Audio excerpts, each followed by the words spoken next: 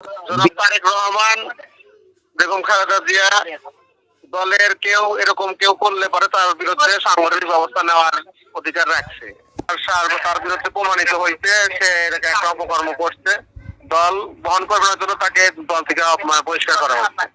ভাবমূর্তি নষ্ট করে এমন কোন ব্যক্তি কারো দোষারোপ কোন দল নেবে না। সিলটা হচ্ছে যেহেতু আমাদের কম্পিউটারে করা, কম্পিউটারাইজ করার জন্য আমরা ওইখানে সিল ব্যবহার করি না আর কি। আসসালামু আলাইকুম। ওয়ালাইকুম আসসালাম। তানভীর ভাই বলছিলেন? জি, কে? তানভীর ভাই, ঢাকা জনতার আলো পত্রিকা অফিস থেকে বলছিলাম।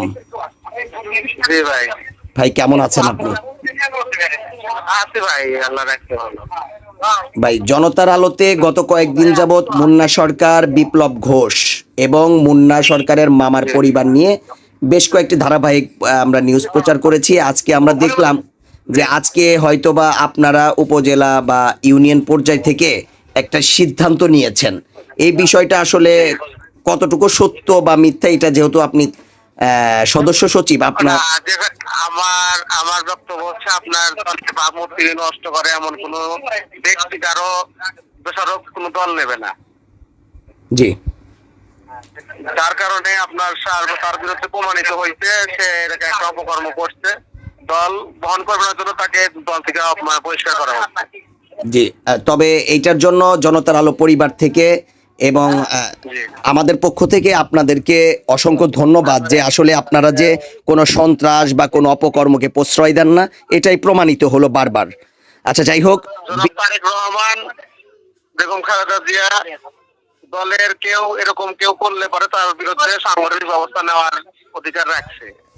আর তারা অবশ্য সাপোর্ট করে না জন্যই আমাদের এই পদক্ষেপ নেওয়া। জি, অসংখ্য ধন্যবাদ। তবে একটা বিষয় একটু আমার কাছে সন্দিহান, সেটা হলো প্যাডের উপরে আপনারা সবাই সিগনেচার করেছেন, কিন্তু এর ভিতরে কোনো ধরনের সিল নাই। এই বিষয়টা কি একটু খোলাসা করবেন? ও আচ্ছা, সিলটা হচ্ছে যেহেতু আমাদের কম্পিউটারে করা, কম্পিউটারাইজ করার জন্য আমরা ওইখানে সিল ব্যবহার করি না আর কি। সিল যখন না থাকে তখন একটা ধোঁয়াশা থাকে যে আদৌ এটা মানে সঠিক নাকি ফেক, এই বিষয়টা নিয়ে একটু ধোঁয়াশা থাকে। এটা সঠিক, এটা আপনার সঠিক। এটা দোয়াশার কিছু নাই ভাই, দোয়াশার কিছু নাই। এটা সত্যতা। আমার আব্বার কাছে তাকে ফোন দিতে পারেন, সেও আমাদের সাথে সবাই একমত হয়ে আমরা যুগ্নাবক সকলেই আমরা এটা একমত। আচ্ছা, এটা কি সাময়িক বহিষ্কার বা না আজীবন উল্লেখ করা হয়নি? এটা কিভাবে বহিষ্কার? এখানে আজীবন উল্লেখ করেন না। এটা হলো দল থেকে তাকে তার সকল কর্মকাণ্ড আপাততর জন্য সে যদি কার্যকলাপ লিপ্ত থাকে তাহলে তো দল তাকে গ্রহণ করবে না। আচ্ছা, আর যদি শুধরায় আসতে পারে তাহলে আবার নতুন করে তাকে সুযোগ দেওয়া হবে। সেটা পরবর্তীতে দেখা যাবে। সেটা পরবর্তী, এখন সেটা বিষয়ে আমরা কোনো আলোচনা করিও নাই, সেটা বিষয়ে আমরা বলতে পারতেছি না। তাহলে যেই পত্রটা ছড়িয়ে পড়েছে জনতার আলো পত্রিকা অফিসে এসেছে এবং ঢাকা পোস্ট একটা নিউজ করেছে, এটা সত্য এবং তাকে বহিষ্কার করা সত্য।